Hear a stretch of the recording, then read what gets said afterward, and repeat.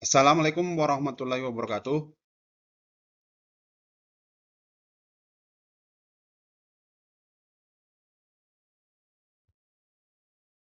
Perkenalkan, nama saya Iman Lukman Hakim, unit kerja SMA Negeri 1 Rancaekek, CGP, calon guru pendidikan guru penggerak, Angkatan 10, Kabupaten Bandung. Dalam sosialisasi penerapan segitiga restitusi pada modul 1.4, yaitu tentang budaya positif.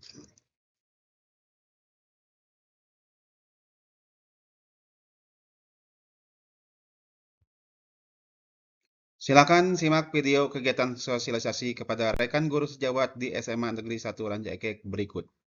Warahmatullahi wabarakatuh. Robi Sobri Swadri pada Sibli Amri Wahud Datang Milisani Yakum Qawli. Alhamdulillahirrahmanirrahim. Wassalamu ala asrofil adwi wa mursalin Sayyidina Maulana Muhammadin wa ala alihi washabihi ajma'in amma ba'du. Nama-nama marilah kita panjatkan puji dan syukur kehadirat Allah Subhanahu wa taala yang mana kita masih diberi kesempatan dan kesehatan sehingga kita bisa berkumpul untuk mengikuti kegiatan sosialisasi ini. Shalawat serta salam semoga tercurah kepada Nabi kita Nabi Muhammad Sallallahu Alaihi Wasallam beserta sahabat-sahabatnya, tabiin dan sampailah kepada kita selaku umatnya. Terima kasih kepada Bapak Ibu yang telah hadir dalam kegiatan sosialisasi budaya positif.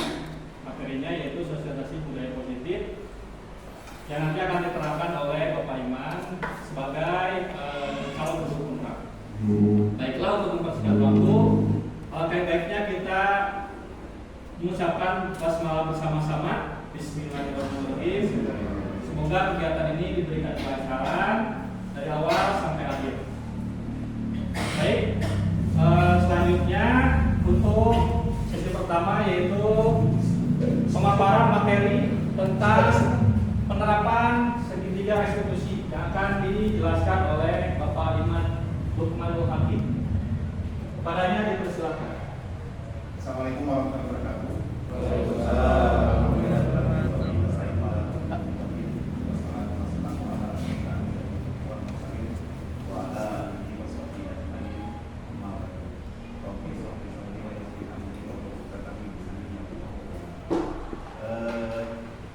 Sekali lagi saya ucapkan terima kasih kepada Bapak Ibu semua atas waktu dan kehadirannya untuk mengikuti tugas aja sih kan, tugas sosialisasi diseminasi tentang sosialisasi budaya positif. Ini kebetulan modulnya mau seperti 4 dan kami itu udah sekarang prosesnya udah masuk ke modul 2.1.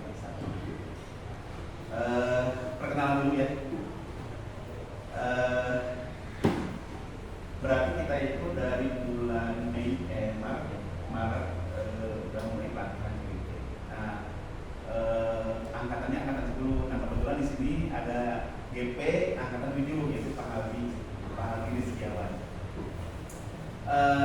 Dan atas bantuan dorongan dari Pak Halvi, terima kasih juga ya.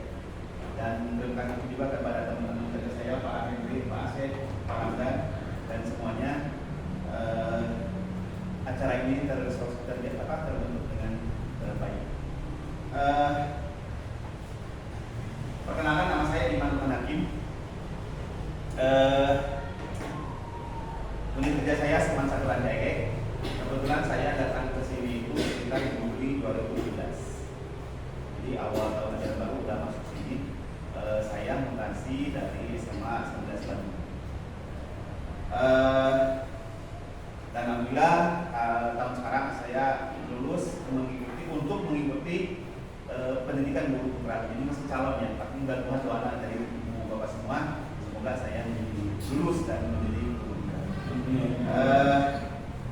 Pada sesi hari ini materi yang akan disampaikan yaitu tentang penerapan segitiga restitusi atau intinya dari kita tentang modul 1.4 itu yaitu budaya positif. Dan tentunya tapi kita itu dari modul 1.1 sampai 1.4 malah kita sampai 2.1 itu tugas guru itu nambah. Yang pertama dari tugas 1.1 itu guru itu jadi seorang penuntun ada. Selain pengajar dan pendidik, guru itu dalam modul 1 itu kita jadi seorang penuntun. Penuntun berarti akhirnya membimbing anak menjadi apa gitu. Terus kalau jadi nanti di modul 1.2, guru itu menjadi seolah-olah jadi pelayan, yaitu pembelajaran yang berpihak pada mereka. Terus yang modul 1.3 itu guru jadi motivator, yaitu kita harus membuat visi guru gerak. Jadi untuk membuat visi anak kita menuju ke arah yang lebih baik. Terus modul 1.4 di sini kita bahas nanti, kita itu guru jadi seorang manajer. Berarti manajer, berarti dia mengoptimalkan sumber daya pegawai gitu ya. Dan berarti kita mengoptimalkan sumber daya anak. Jadi tugasnya nama-nama terus. Nah nanti di 2.1 tugas guru tambah lagi. Jadi apa? Jadi dokter. Itu apa? Kita harus tahu dulu. Kita harus diagnosa dulu kebutuhan atau identifikasi kebutuhan siswa dengan belajarnya. Materinya yaitu tentang pembelajaran diferensiasi. Mungkin singkat itu ya, alur pembelajaran di guru pendidikan guru penggerak. Jadi tugas guru nambah banyak. Mudah-mudahan kita semua bisa ditetapkan komitmennya, konsistennya selalu ya positif lah. Kali udah dikirakan berbagai macam profesi guru ya selain sebagai pengajar dan pendidik. Oke, kenalnya seperti itu ya. Kita sebelum ke materi selanjutnya, kita lihat dulu video berikut. Kelihatannya jelas ya?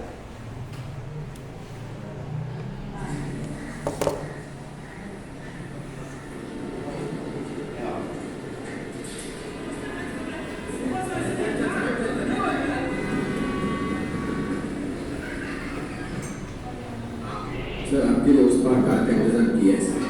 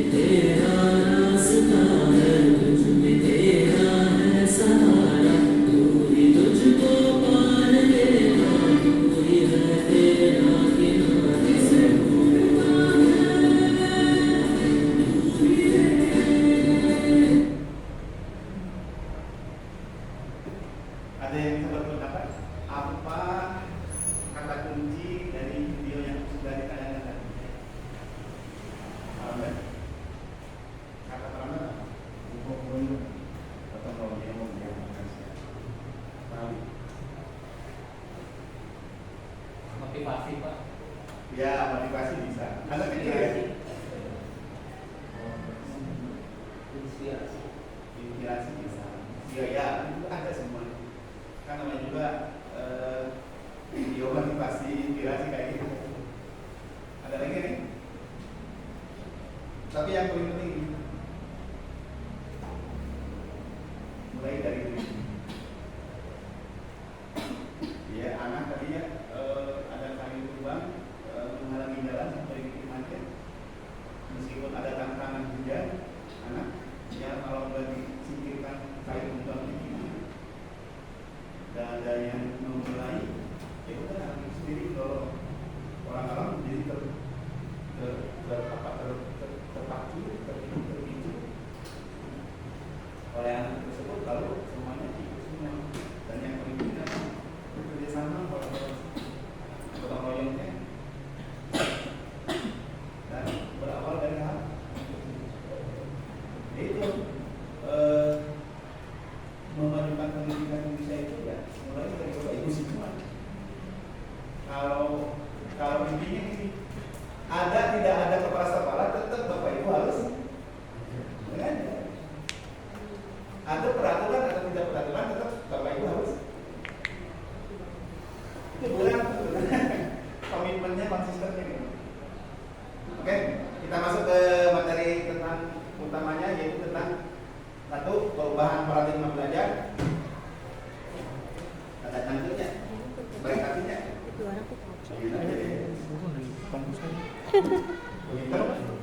Terus dua, disiplin positif.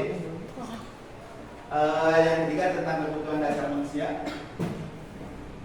Jadi di kelas kita nanti kita bahas. Jadi anak-anak itu kalau belajar itu lihat tuh kebutuhannya. Kalau lagi anak belajar, tiba-tiba dia, Bu izin ke toilet, padahal dia ke kantin. Nah itu dia memenuhi kebutuhan dasar. Terus yang kedua, yang selanjutnya tentang teori motivasi perilaku manusia. Terus yang selanjutnya posisi kontrol. Ini ya posisi kontrol.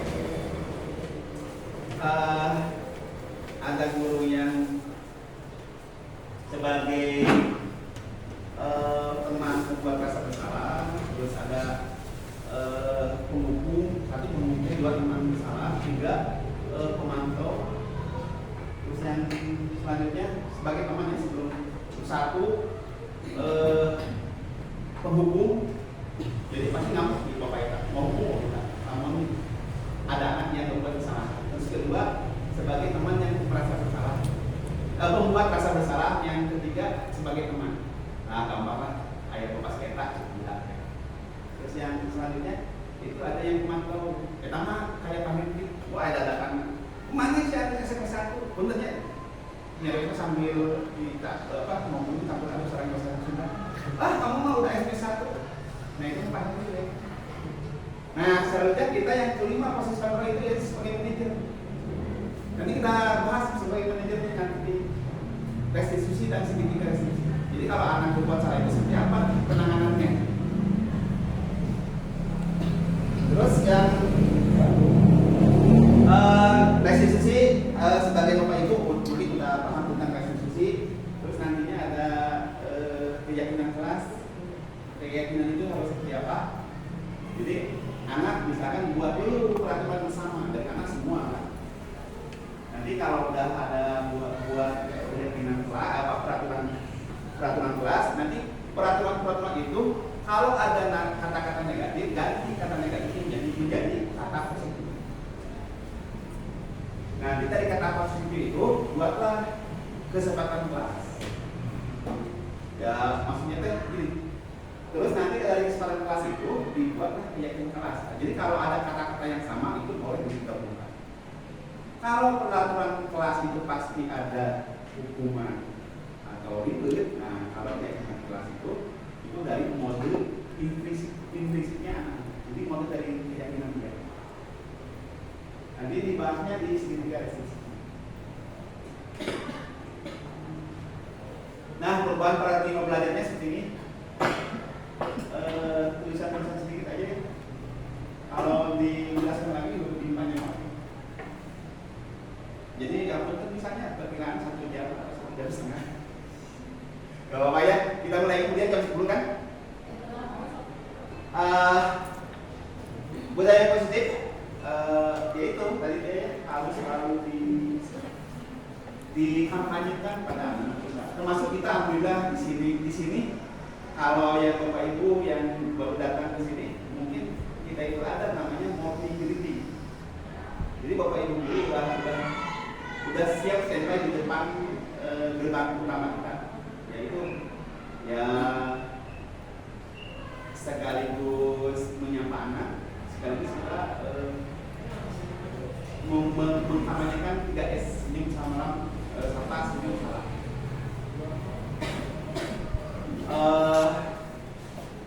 Bapak Ibu guru piket wajib, terus dari pihak manajemen sekolah ada yang piketnya per hari itu. Nah, kalau Bapak Ibu guru yang senior juga yang biasa ada itu suka ada yang rajin gitu. Nah, itu kerajinan itulah yang harus kita selalu konsistenkan untuk menerapkan prinsip-prinsip atau pendekatan budaya positif kita. 3S, terus ada lagi itu kemarin kita bikin proyeknya Sabang Harap. Kita itu udah mulai menerapkan budaya positif.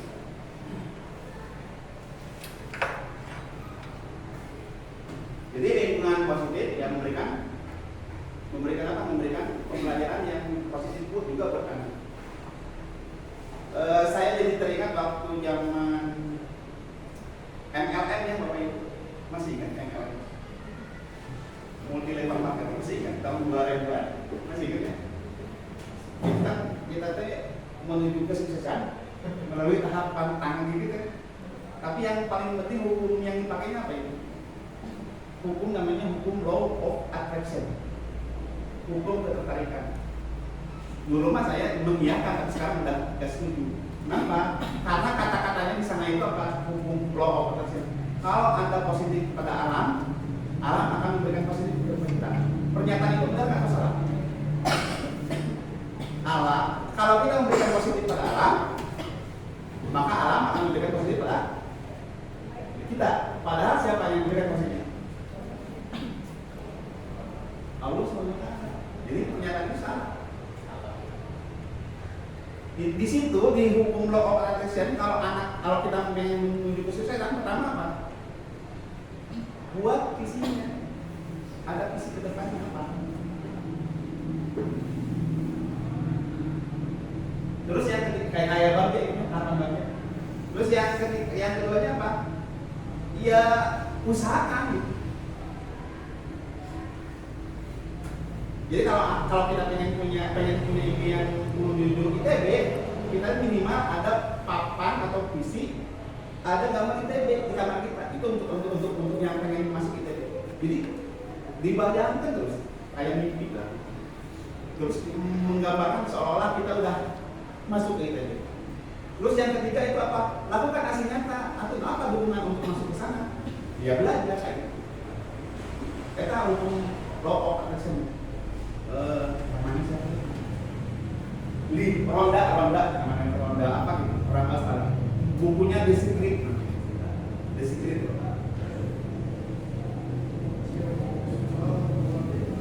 Ya, disiplin positif.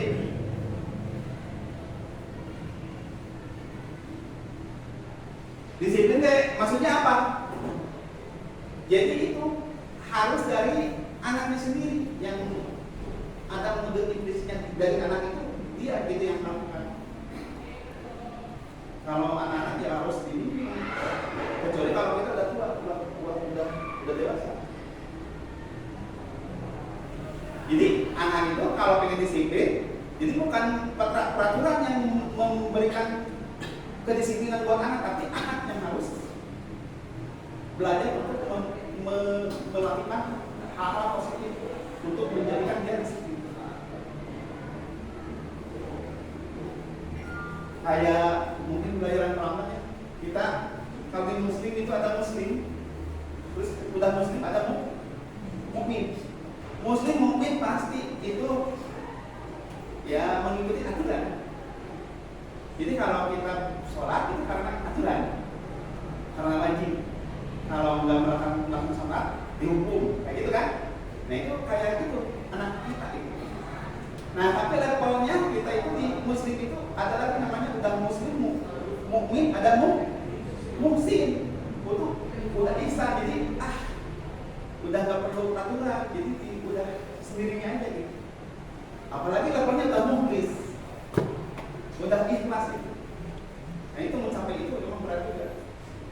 Dan terakhir itu sudah mukhlis, mutakin.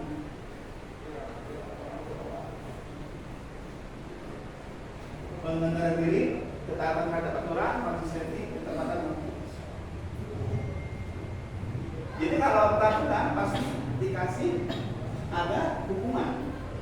Kalau yang melakukan yang tidak ada pelanggaran terhadap peraturan, berarti dikasih itu. Sebenarnya kalau dalam pendidikan seperti ini, itu misalkan lomba kebersihan kelas itu sebenarnya salah. Jadi anak-anak terpacu membersihkan kelasnya karena apa? Karena ada itu.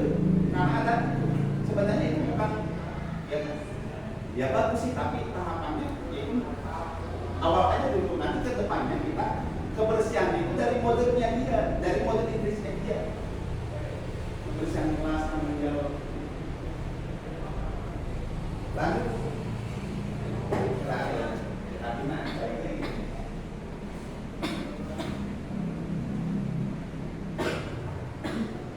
Terus selanjutnya materinya tentang kebutuhan dasar manusia. Pertama, kebutuhan dasar manusia itu bertahan hidup.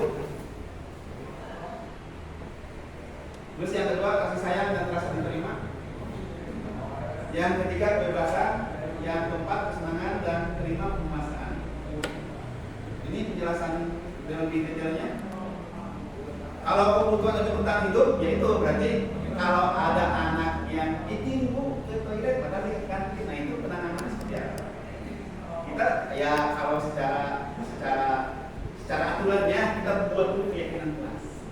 Jadi bukan peraturan kelas, dilarang keluar pada jam kelas. Nah itu, tapi kan anak kebelet pipisnya nggak bisa ditolak. Nah jangan sampai anak kalau pas di kelas itu dia izinnya ke toilet tapi di kantin itu yang dimasak.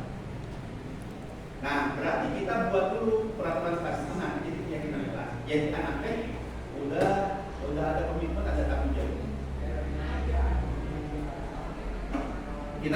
Kita nggak usah menyebutkan kebutuhan untuk bertahan hidup, yaitu makan dan minum nggak usah. Contoh di kelasnya yaitu satu, kesehatan dan kebersihan kelas. Yang kedua yaitu keamanan di kelas. Terus yang kedua, kebutuhan akan kasih sayang dan rasa diterima. Contohnya yaitu hubungan dan guru dan teman sekelasnya. Ya, selanjutnya contohnya yaitu kita kerja kelompok. Jadi kalau pas di kelompok, anak pasti lebih aktif dan lebih semangat. Dan kalau bisa kelompoknya diganti-ganti, di rolling. Jadi jangan sampai kelompoknya itu terus. Biar ya pengenalan kepada temannya lebih akrab lagi. Terus yang ketiga, ada kebutuhan akan kebebasan atau freedom. Contohnya apa? Yaitu pilihan dalam pembelajaran. Terus metode belajar yang beragam. Nanti ini dibahas di modul 2.1 sampai 2.3. Yaitu apa? Pembelajaran diferensiasi. Jadi kalau kita ngasih pelajaran matematika ke SD tentang perkalian, ada anak SD yang cepat, nah itu beda lagi kelakuannya. Ada yang lambat kerjainnya, ya beda lagi kelakuannya. Ada yang medium, ya beda lagi kelakuannya. Terus yang keempat, berarti kebutuhan waktu ini maksudnya kebutuhan siswa ya. Keempat yaitu kebutuhan akan kesenangan, yaitu pembelajaran yang menyenangkan contohnya. Terus yang kedua, kreativitas dan inovasi. Alhamdulillah di kita banyak ya. Dan kebetulan di kurikulum nasional, kurikulum merdeka kita udah mulai ada pembelajaran proyek. Bukan pembelajaran berbasis proyek, tapi ada itu yang proyek. Dan kebetulan TIK tidak ada. Tapi tetap bisa diminta bantuan oleh guru-guru itu, termasuk prakarya sama bahasa Indonesia ada. Ada ya? Udah pasti dong bahasa Indonesia. penulisan laporan. Terus 5, kebutuhan akan penguasaan. Maksudnya bukan menjadi penguasa. Itu apa? Biasanya anak kalau hal dalam hal seperti itu apa? Pengen mencapai akademik, pengen jadi nomor 1, pengen jadi terbaik kayak gitu ya. Terus atau ada kepemimpinan. Biasanya anak ada yang suka juga tuh. Gak disuruh siapa yang mau jadi ketua kelas, biasanya langsung ada. Saya ada kok. Padahal kalau ada 2 orang 3 orang itu kan kita bikin pemilihannya. Terus yang ini selanjutnya posisi kontrol pembuku membuat posisi kontrol kita guru pada anak biasanya. Yang pertama 1 menghukum. Ini metode zaman jadul banget, zaman kita waktu SMP SMA. Baik ini ngalamin. Saya pernah ngalamin di kepret guru. Itu mungkin itulah kepretan itu jadi penyemangat saya jadi guru. Aslinya saya. Jadi saya dulu paling bandel sekali.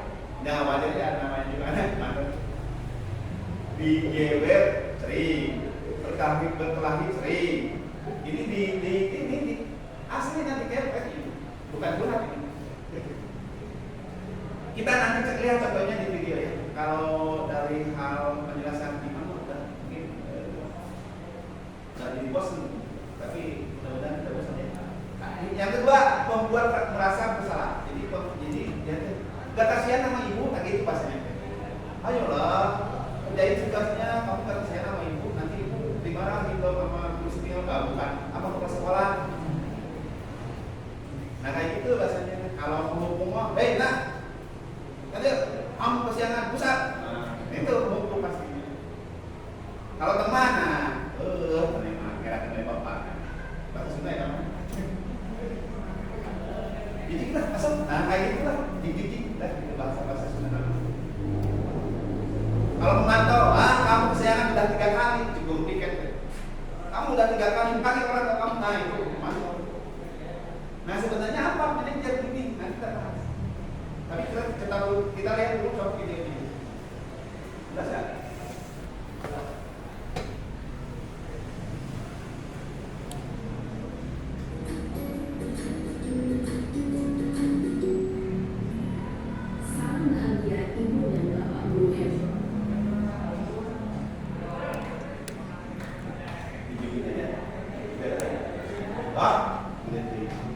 Guru hebat dalam penerapan disiplin positif restitusi. Salah satu yang berkembang adalah 5 posisi kontrol. 5 posisi kontrol dalam restitusi adalah proses perjalanan seorang pendidik agar dapat mengenali dirinya. Pada video kali ini kita akan membahas tentang 5 posisi kontrol yang dikembangkan oleh daya dosen dan contoh penerapan.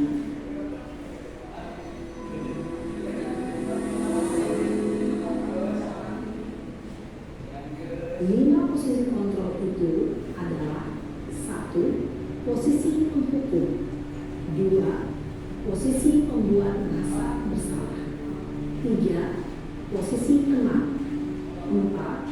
Posisi pemantau atau monitor. Dan 5. Posisi manajer. Untuk lebih memahami kelima posisi tersebut, mari kita saksikan kasus Naren yang terlambat hadir 20 menit di sekolah dan melihat bagaimana kelima posisi kontrol dalam menghadapi masalah tersebut.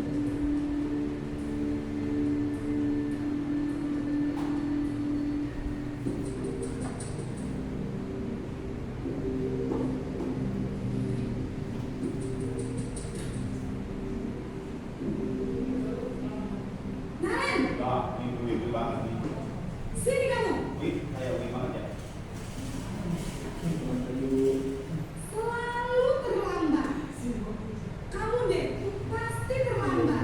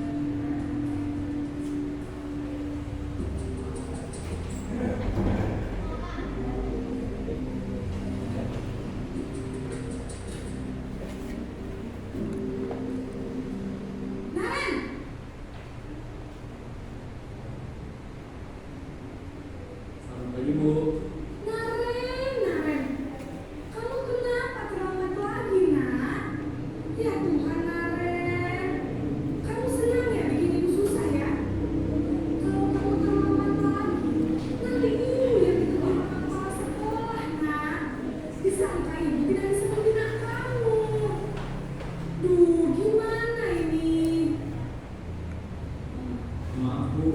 Duh Gusti Naren. Kamu suka ya kalau ibu tegur bapak kepala sekolah? Terus, sekarang ibu harus tulis apa ini di buku absen? Ini kamu sudah sering terlambat loh. Ibu harus apa coba? Maaf Bu. Maaf sekali. Ya sudah, lain kali jangan bikin ibu susah lagi ya nak ya. Ibu tidak akan kuat lagi kalau kamu begini terus. Bisa jantungan kalau ibu tegur bapak kepala sekolah. Sana cepat kelas. Maaf ya Bu. Maaf sekali. Posisi pembuat rasa bersalah berbicara dengan nada tenang, cenderung lembut, namun kata-kata yang diutarakan membuat murid merasa menjadi orang yang gagal, memandang buruk dirinya sendiri, merasa tidak berharga, dan tidak sanggup membahagiakan orang lain. Ketika guru mengambil posisi pembuat rasa bersalah, murid akan menganggap dirinya yang bersalah dan ia akan menyimpan emosi negatif tersebut di dalam dirinya.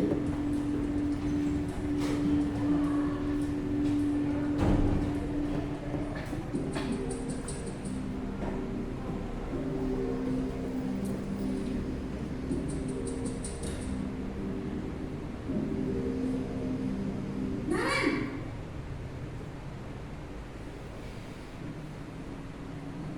Selamat pagi Bu. wah, sudah jam berapa ini nak? Terlambat lagi ya sayang. Iya Bu.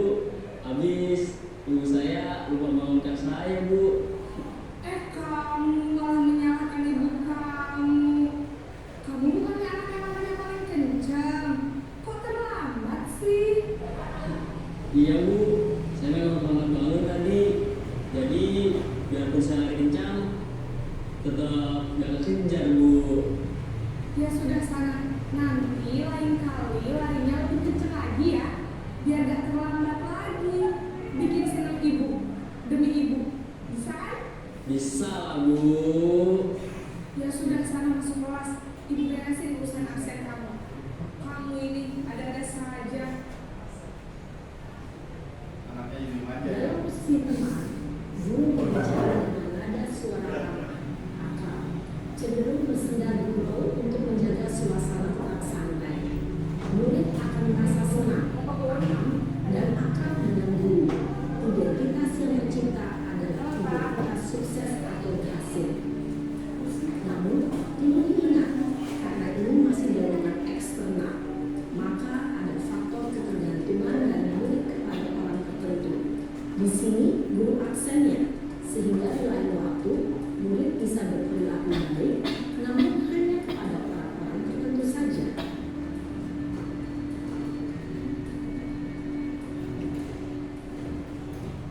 Nah ini posisi Pak Henry. Naren,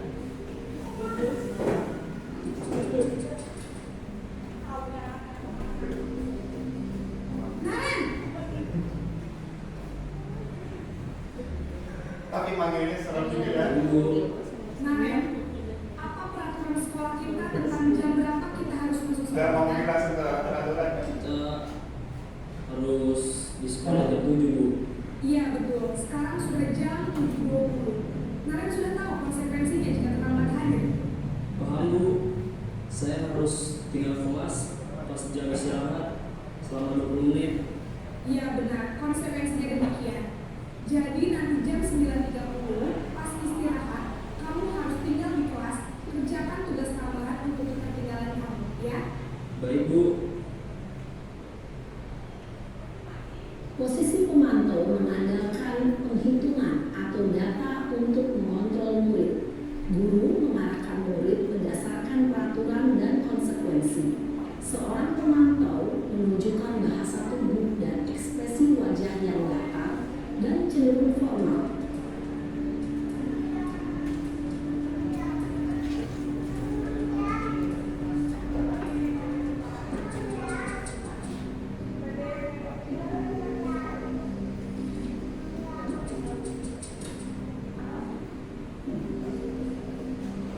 Naren, Tapi manggilnya itu juga ya. Tadi Bu. selamat pagi Naren. Bu, saya terlambat. Iya, sekolah masuknya jam 7, sekarang sudah jam 7.20. Jadi sekarang bagaimana ini, Karen? Maaf Bu, saya lupa alarm saya semalam. Baiklah, menurut kamu, keyakinan sekolah yang mana yang perlu kamu tingkatkan? Menghargai diri sendiri dan orang lain mungkin ya Bu. Setuju. Jadi, apakah Naren meyakini prinsip saling menghormati tersebut? Iya Bu, saya meyakininya. Apakah Naren bersedia memperbaiki masalah keterlambatan ini? Bersedia Bu. Bagaimana kamu akan memperbaiki masalah keterlambatan ini? Saya akan coba untuk tidak lupa menyetel alarm saya Bu. Baik, kalau Naren mau kita alarm di rumah, ada orang yang kira-kira bisa bantu mengingatkan tidak? Ada Bu, kata saya, Kak Emma. Ada lagi selain KM? Selain Kak Emma, ada ibu saya. Baik, jadi yang mengingatkan Naren adalah Kak Emma dan ibu kamu ya? Kira-kira akan mulai start alarm kapan nih Naren? Setelah pulang sekolah, akan segera saya lakukan. Baik, jadi Naren akan setel alarm untuk bangun besok pagi dan akan diingatkan oleh kakak dan ibu dan Naren ya? Ada lagi yang mungkin perlu dilakukan Naren? Agar tidak terlambat bangun lagi. Tidak ada Bu. Baik Naren, terima kasih untuk kerjasama kamu. Sekarang kamu perlu kembali ke kelas untuk belajar. Baik Bu, terima kasih.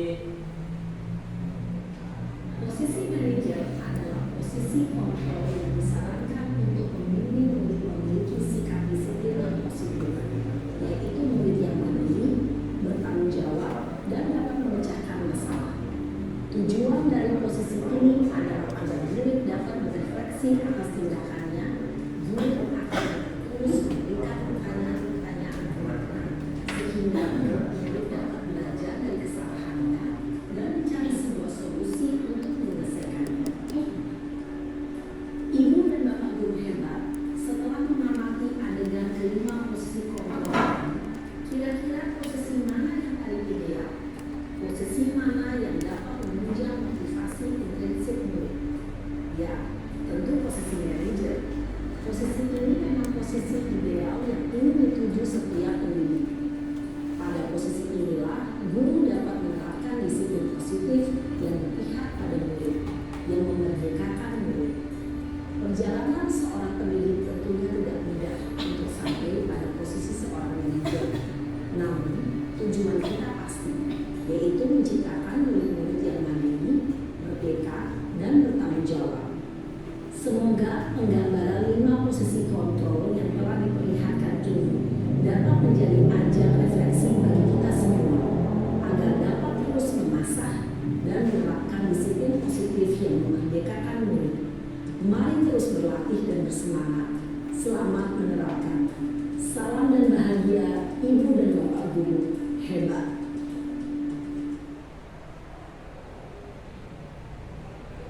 Kalau ini apa? Idealnya berarti posisi manajer ya. Kalau biasanya kita kalau masih muda-muda seperti kita, ini masih muda ya. Ini masih muda ya. Ya biasanya posisi teman atau kalau posisinya udah levelnya jadi pembina kesiswaan, dia posisinya jadi pemantau. Tapi idealnya apa? Manajer. Kalau penghukum nggak ada. Di sini penghukum nggak ada ya. Pasal kasih penghukum. Nah, proses dialog dalam dialog atau pertanyaan yang diajukan pada anak itu namanya restitusi. Tahapannya nanti ada ketiga restitusi. Tapi sebelum kita masuk ke menanyakan kamu keyakinannya, apa keyakinan yang kamu udah itu udah dilanggar. Nah itu tidak berarti kalau kita belum membuat keyakinan gimana? Keyakinan yang mana aja bukan karena nanya Nah sebelum ke sana, ini restitusi ya. Jadi restitusi itu pemulihan atau perbaikan kesalahan dari anak yang berbuat kesalahan. Nah sebelum ke sana kita buat dulu keyakinan kelasnya. Keyakinan apa? Kamu kalau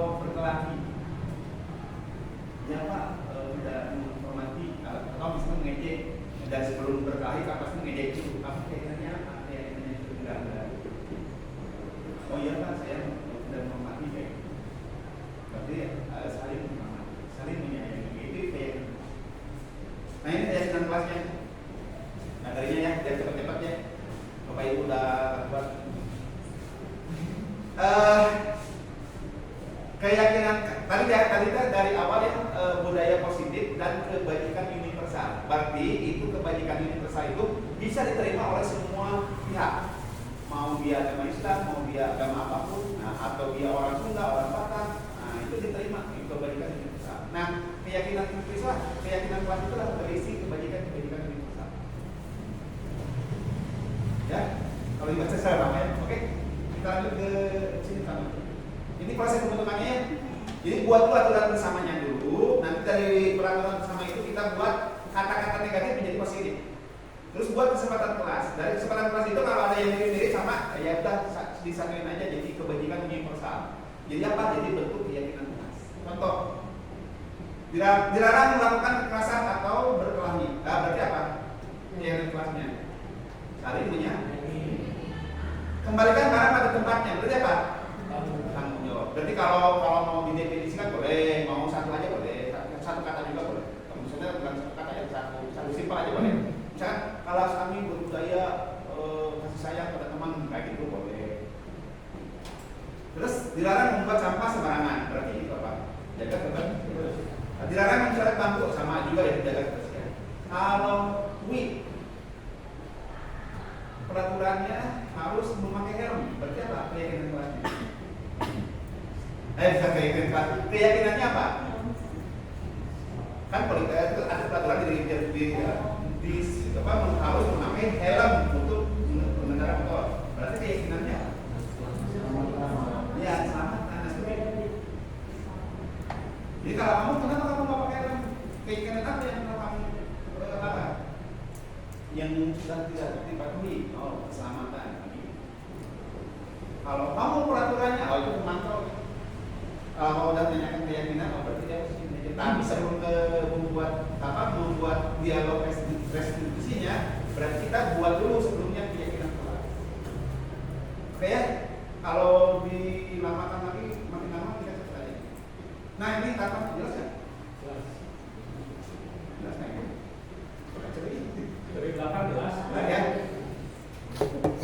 Ini tahap pertama ya, menstabilkan identitas. Tahap pertamanya menstabilkan identitas. Makanya kita sebut segitiga restitusi. Pertama, menstabilkan identitas. Dua, validasi tindakan yang salah. Ketiga, menanyakan keyakinan. Nah itu, menanyakan keyakinan. Kalau kita belum membuat keyakinan, ya gimana?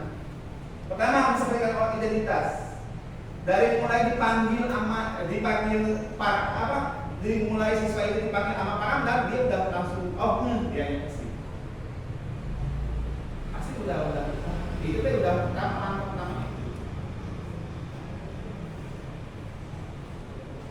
kamu dipanggil abang bapak kenapa? Iya Pak, aku telah mengejek Wi. Seperti itu. Tapi dalam hal menstabilkan pertanyaan yang umumnya itu ya setiap orang pasti berbuat atau pernah melakukan kesalahan. Jadi dia ada stabilitas itu.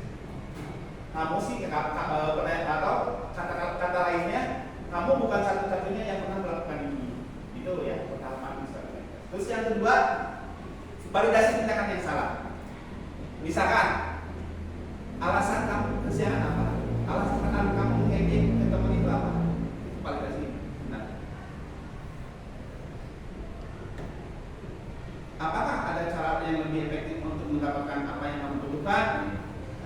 Ya, bisa aja mengejek ke UIT karena rasa kasih sayang. Bisa aja kebutuhan dia pengen punya teman yang dekat gitu. Ternyata UI-nya menghindar, jadi kan bisa. Nah, terus selanjutnya yaitu menanyakan keyakinan. Nah, posisi ini berarti dia ada di posisi ini. Menanyakan keyakinan kelas, meyakinkan apa? Keyakinan kelas apa yang telah kita sepakati. Terus atau misalkan kamu ingin menjadi orang yang seperti apa? Kalau dulu kita menangani siapa? Yang suka dulu kasih tesnya. Ada kamu muslim, tadi tanya kita seperti dewasa. Kamu muslim, nah itu kau ya itu dia mau Islam. Kan Islam temenan dulu ya. Nah, ada standar yang keyakinan. Yang kebajikan atau keyakinan kelasnya boleh diawali dengan beriman dan bertawakal kalau bisa. Oh, videonya lama lagi. Langsung pertanyaan. Kasih aja satu ya. Ini yang imam nih, imam. Mana? Imam sering datang terlambat sehingga banyak pelajaran yang tertinggal. Ini kasus skenario-nya. Nah, ini praktiknya. Imam tadi Bapak Masih kata-kata ya?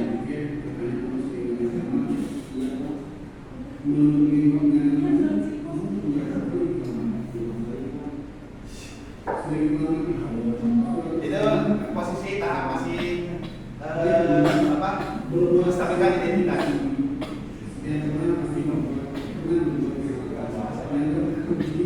Kita bisa belajar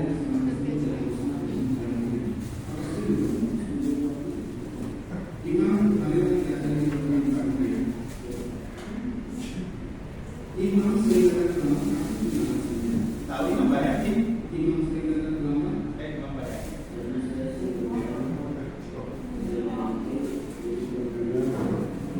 kamu tahu keyakinan Rasul yang kita sekarang kalau datang terlambat ke sekolah sesuai dengan keyakinan Rasul kita tidak? Iya Pak. Menurut kamu keyakinan Rasul apa yang sudah kamu langgar? Menurut kamu disiplin itu penting tidak untuk kamu?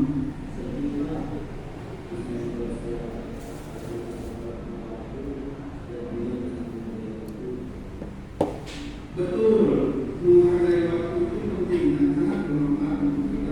Seperti kita dapat menghargai pasangan yang sangat suka. Kerjaan yang menunggu dan kita tetap mengalami rasa itu dan kepentingan.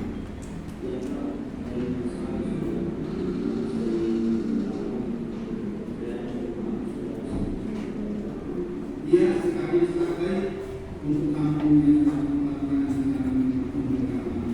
Menurut kamu, apa yang akan kamu lakukan agar tidak ada melakukan sekolah?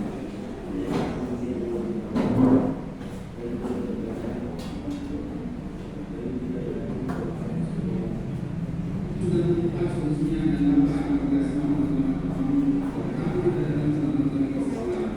Dan sekarang kembali silakan dalam kelas.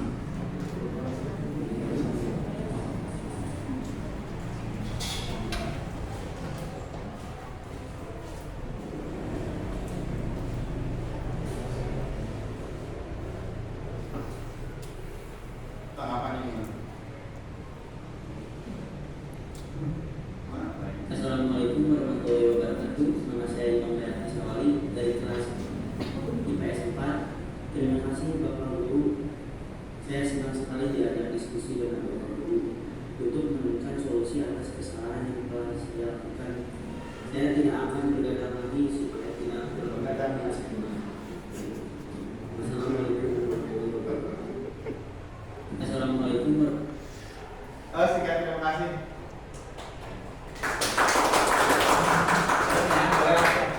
Baik Bapak Ibu, setelah tadi menyaksikan materi yang sudah disampaikan oleh Pak Iman, kita masuk ke sesi pertanyaan.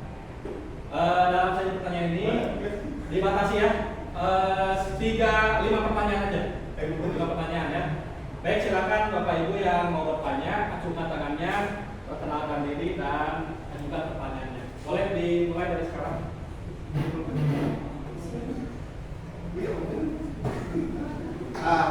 Ada yang bertanya Bapak Ibu? Ya, boleh. Pak, Bapak, perkenalkan diri dulu. Nama saya Yogi, apel sejarah. Ini Pak semua tanya, ini kan mengenai kasus-kasus ya, dan bagaimana cara penanganannya terhadap anak. Gimana kalau misalnya ada kasus anak ini memang jarang masuk dan jarang masuk, anak tuh jarang masuk ini karena memang di backup juga sama orang tuanya.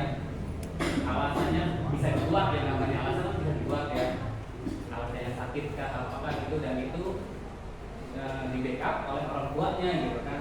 Nah, untuk meyakinkan kita sekolah untuk proses penanganan anaknya, berarti kan kayaknya sekaligus orang tuanya gitu kan. Kalau kita tahu bahwa ternyata si anak ini juga di backup sama orang tuanya, apa namanya perizinannya gitu kan, dia ini anak saya sakit izin dulu itu lebih gitu kan, anak saya sering gitu tingkat ininya sering, itu gimana gitu kan prosesnya.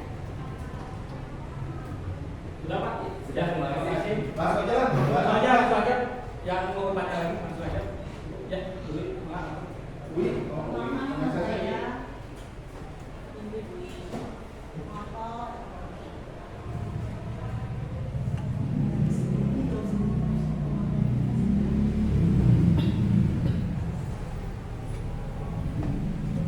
Pertanyaannya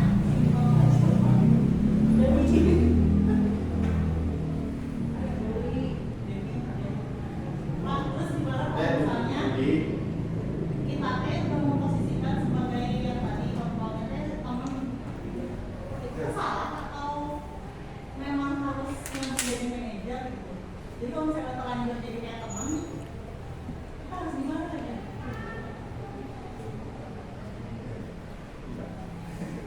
Tapi lebih nyamannya kayak gitu.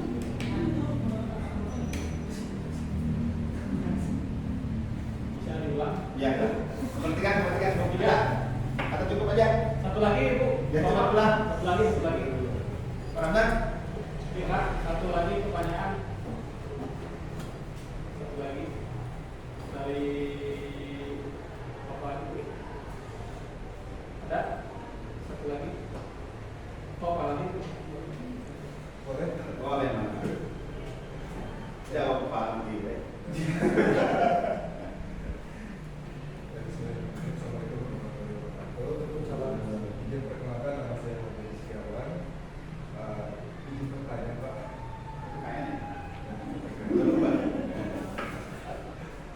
Mumpung Bapak sudah melaksanakan kegiatan pendidikan yang bergerak, adanya tidak cuma hanya harapan itu diadakan kesepakatan kelas seluruh angkatan. Bagaimanapun caranya, pasti akan ada solusi. Ini adalah awal perubahan yang ada di sekolah ini. Tidak hanya siswa, tapi ada juga guru-guru. Diadakan yang namanya kesepakatan harus seperti apa. Nah, itu harapan saya, Pak. Karena kalau hanya satu mapel atau hanya guru tertentu, rasanya tidak efektif. Karena tidak ada. Berarti bukan kesempatan kelas ya, kesempatan sekolah.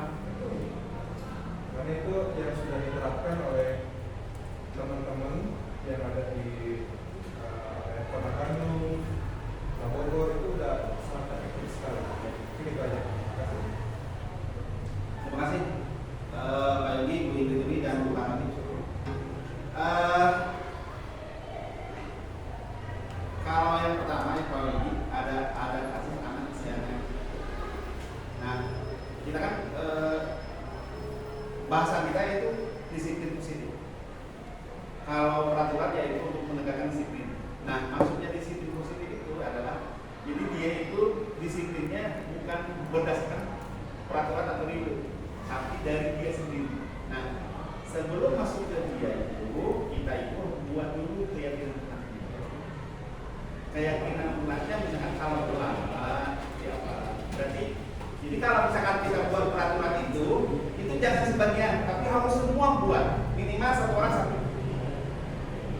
Nah, termasuk ada orang yang berarti maksudnya gini, kalau buat bersama-sama, berarti dia juga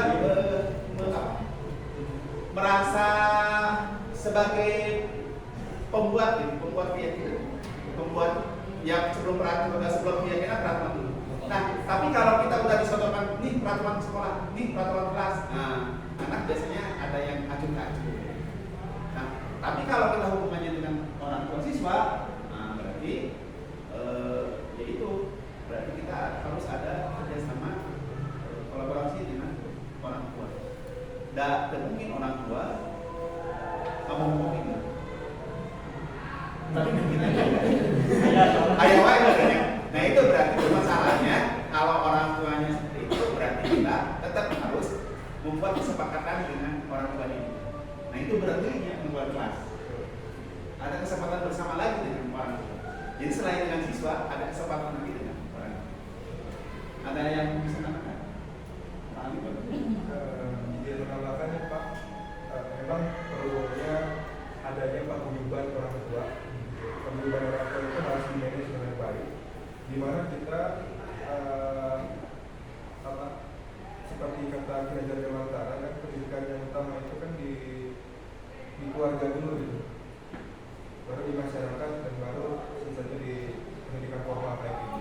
Jadi pentingnya orang tua terlibat dalam pembelajaran. Seperti saya ambil kasus di Jepang sana ada orang tua yang ditugaskan untuk menyeberangkan anaknya ke jalan gitu.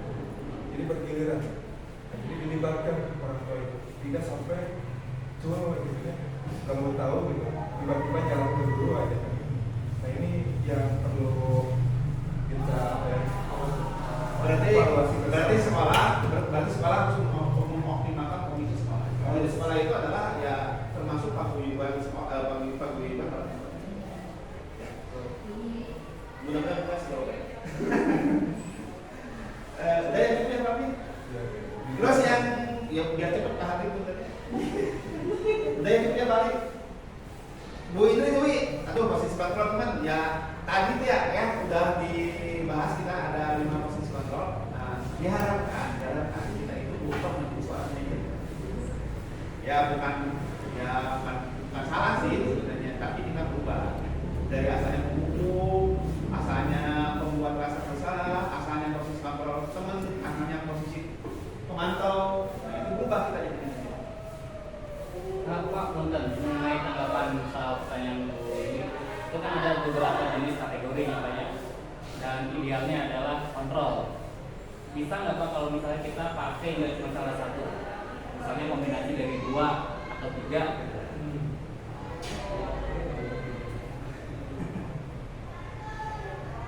Tetap kita harus jadi seorang manajer, nggak bisa digabungkan. Ya kalau posisi teman ya itu udah kebiasaannya itu. Nah kalau bisa dirubah jadi seorang manajer. Kalau dengan posisi penghukum ya sekarang anak udah susah sih kalau didapatkan hukuman, pasti dia lapor.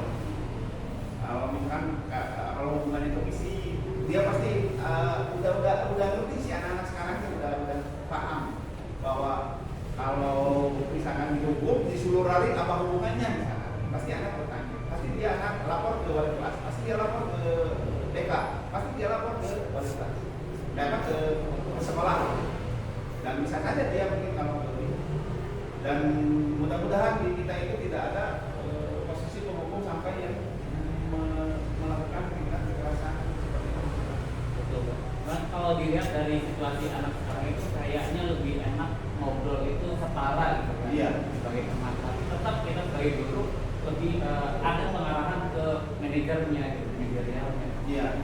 Bisa nggak sih kan berarti kita pakai tahapan yang 2 tahapan itu kan sebagai teman dan dia kalau manajer itu dia itu ya posisinya bukan dari penghukum ya, tapi dari teman, dari pemantau, dari semuanya pelingkup.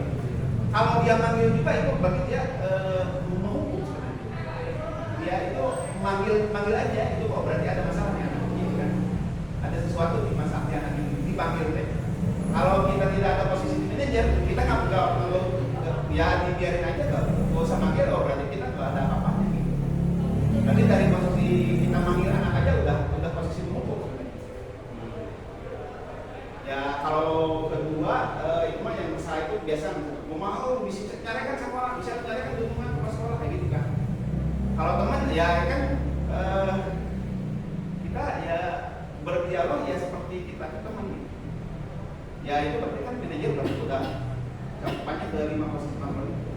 Ya ke 5 posisi kontrol. Ya, jadi posisi kontrol itu yang nomor 1, nomor 2, nomor 3, nomor 4 itu tidak salah. Tapi kalau bisa diusahakan kita jadi posisi ke-5 sebagai manajer. Terus Pak Ardi, tanggung aja ya terakhir ya, waktunya habis. Berapa jam ya Pak Didi? Baru 1 jam 1 menit. Ini Panginten sudah didiskusikan di hati kita di sekolah. Kemudian bahwa sekolah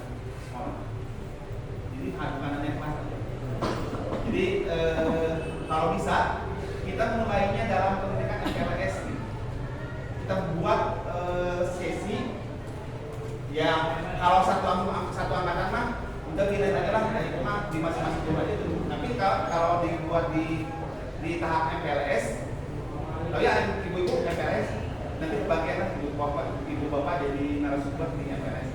Kita buat sesi bahwa kita masuk untuk membuat kesempatan sekolah. Jadi udah dibuat. Nanti kalau misalkan kita udah deal kata-kata bijaknya, kata-kata yang misalkan motivasinya sesuai model fisiknya siswa, kita buat sepatutnya. Lanjutkan ya. Jadi selain di visi misi, anak itu harus mengetahui visi misi. Bapak Ibu juga semua yang visi misi. Mas ada yang tahu visi kita? Apa visi kita? Harus apa ya?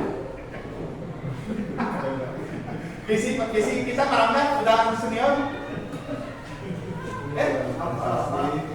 Tagline kita apa? Semangat keren cekek Unggul. Nah, itu dari visi kita itu. Nah, jadi selain dari visi panjang lebarnya, kita aja visi digabungkan dengan keyakinan sekolah. Dan tadi segitu. Itu sifat harapan. Nah, oke. Mudah-mudahan lebih ya Bapak Ibu semua. Dan kebetulan tadinya mau besok diseminasi ini kepada Bapak Ibu guru semua pas pengumuman penetapan PPDB tahap 1 daripada di besok kita mendingan aja soalnya saya gitu lagi nanti diatur ke atau belum bisa Bapak Ibu semuanya ya atas partisipasinya maka dilanjut dengan kegiatan selanjutnya billahi taufiq wal hidayah. Wassalamualaikum warahmatullahi wabarakatuh. Baik Bapak Ibu, terima kasih kepada Bapak Iman Lukman Abdul Hakim yang telah memaparkan materinya tentang sosialisasi budaya positif. Baik, alhamdulillah karena seluruh rangkaian sudah selesai dilaksanakan dari pemaparan materi lalu sesi pertanyaan. Baiklah, kita tutup saja kegiatan ini dengan mengucapkan hamdalah bersama-sama. Alhamdulillahirobbilalamin. Untuk selanjutnya kita tutup dulu dengan doa yang akan dipimpin oleh Pak Ustadz Ramdan Fatullah. Kepadanya dipersilakan. Oh iya.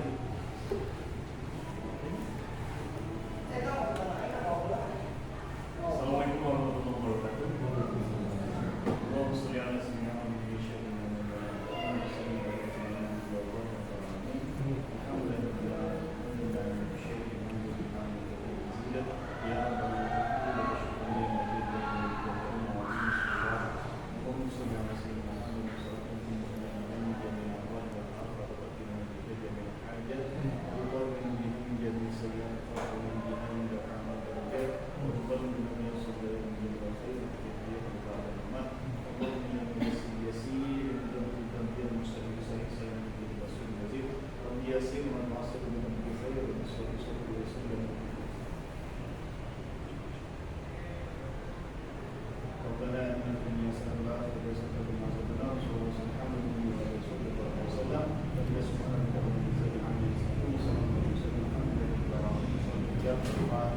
Alhamdulillah.